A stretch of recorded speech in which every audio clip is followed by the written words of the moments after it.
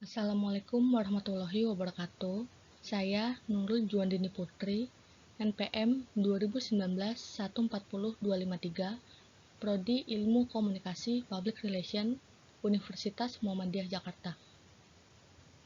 Saya akan mempresentasikan proposal kampanye Gerakan Indonesia Bersih atau yang disingkat GIB.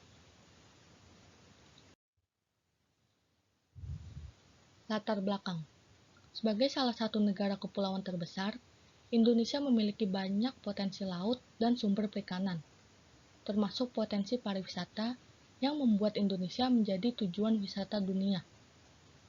Segudang potensi yang dimiliki Indonesia tentu dapat digunakan untuk meningkatkan perekonomian negara.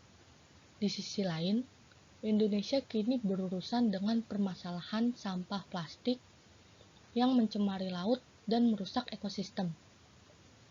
Pemerintah Republik Indonesia merasakan perlunya perubahan perilaku dan pengembangan pola pikir masyarakat Indonesia dalam memperlakukan lingkungan. Revolusi perbaikan pola pikir warga Indonesia telah menjadi komitmen prioritas bagi bangsa Indonesia yang direncanakan melalui Instruksi Presiden Nomor 12 Tahun 2016. Instruksi Presiden tersebut mengatur implementasi revolusi karakter bangsa, atau lebih dikenal sebagai Pergerakan Nasional untuk Revolusi Mental, dalam kurung Gerakan Nasional Revolusi Mental atau GNRM.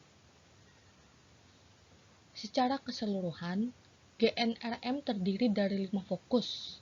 Agenda salah fokusnya adalah Gerakan Indonesia Bersih. Profil perusahaan. Gerakan Indonesia Bersih atau GIB adalah identitas nasional untuk seluruh inisiatif bersih-bersih dan pengelolaan sampah. Visi sebagai bagian dari upaya pemerintah dan komitmen untuk mengurangi dampak negatif sampah plastik di laut, Gerakan Indonesia Bersih merupakan identitas nasional untuk mendorong kebiasaan hidup bersih dan sehat bagi warga Indonesia dan mengubah persepsi terhadap pengelolaan sampah. Misi yang pertama itu membentuk gaya hidup bersih, sehat, dan ramah lingkungan, lalu mengembangkan kebiasaan gaya hidup bebas sampah, meningkatkan partisipasi publik dalam mendukung kebiasaan hidup bersih dan sehat, lalu meningkatkan implementasi pengelolaan sampah terintegrasi melalui 4R, reduce, reuse, recycle, dan replace. Lalu meningkatkan kelengkapan maupun implementasi hukum dan kebijakan terkait kebiasaan hidup bersih dan sehat, dan dalam sektor kebersihan dan kesehatan. Lalu meningkatkan kelengkapan dan implementasi peraturan perizinan yang dapat mempermudah perusahaan dan lembaga.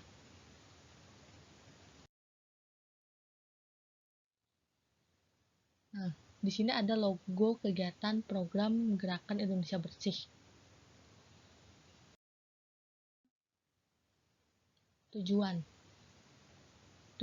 itu bertujuan untuk mempengaruhi perubahan perilaku, terutama dalam persepsi dan tanggung jawab warga Indonesia terhadap pengelolaan sampah dan permasalahan sampah plastik di laut, lalu mengubah perilaku masyarakat sehingga mereka mulai menolak, mengurangi, menggunakan ulang, dan mendaur ulang plastik, serta mendukung kebijakan pemerintah tentang penggunaan plastik sekali pakai.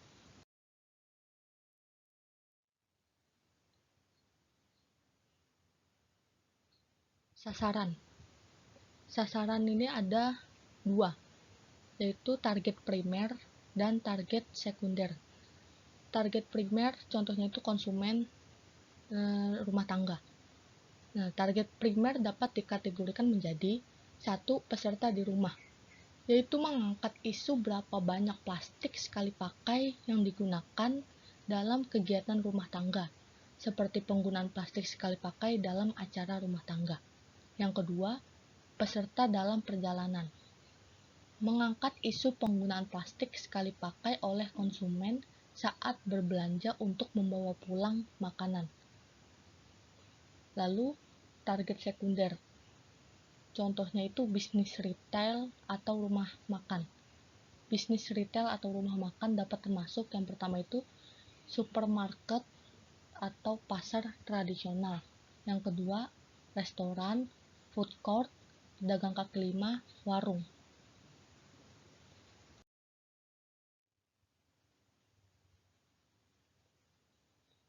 Identifikasi kompetitor. Persepsi umum target primer terhadap plastik sekali pakai. Di bawah ini plastik sekali pakai nyaman dan praktis.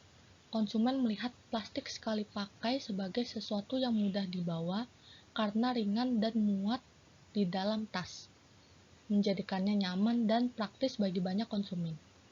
Lalu, plastik sekali pakai mudah ditemukan, karena plastik sekali pakai dilihat sebagai material yang memiliki daya tahan yang lebih baik dibanding kertas sekali pakai serta dianggap lebih higienis. Konsumen cenderung menerima apapun yang diberikan kepada mereka atau disediakan untuk mereka oleh retail. Lalu, kurangnya budaya menggunakan barang yang dapat diguna ulang. Masyarakat yang menerapkan zero waste lifestyle, khususnya mereka yang tinggal di daerah suburban, seringkali merasa terasingkan.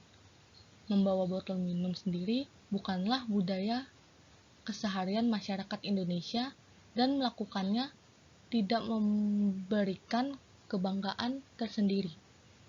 Lalu, plastik sekali pakai tidak dianggap sebagai masalah. Masyarakat tidak menyadari dampak buruk dari penggunaan plastik sekali pakai secara berlebihan. Lalu, kurangnya dukungan terhadap perilaku pengurangan penggunaan plastik. Konsumen akan merasa sulit untuk mengurangi penggunaan plastik sekali pakai jika penjual masih menyediakannya. Kurangnya alternatif plastik sekali pakai.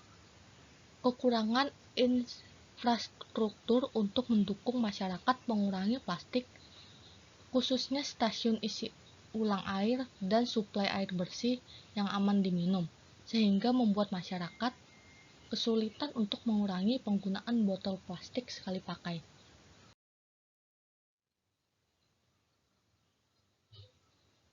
Lalu di sini lanjutan persepsi umum target sekunder terhadap plastik sekali pakai.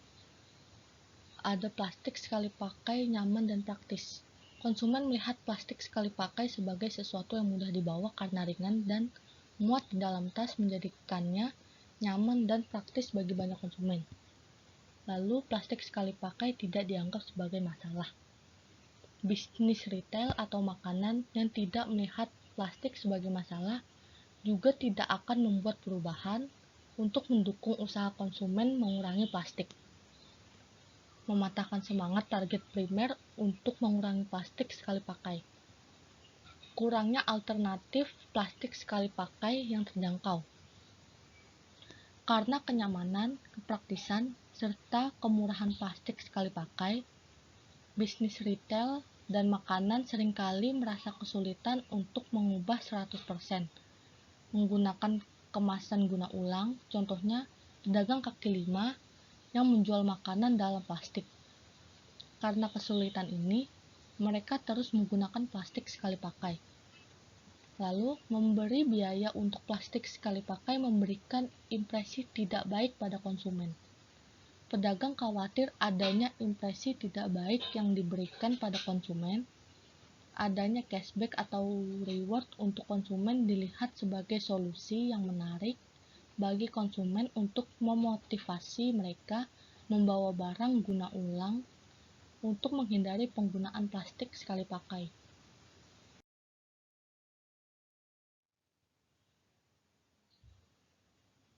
Lalu ada segmentasi.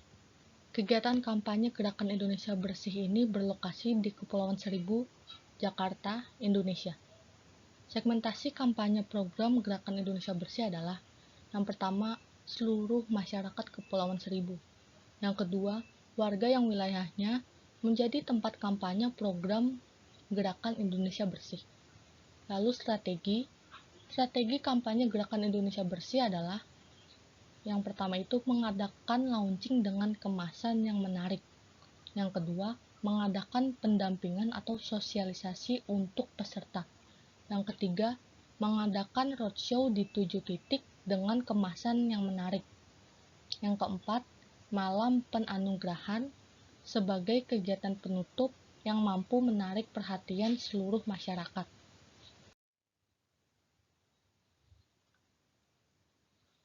Sekian presentasi dari saya, kurang lebihnya mohon maaf. Wassalamualaikum warahmatullahi wabarakatuh.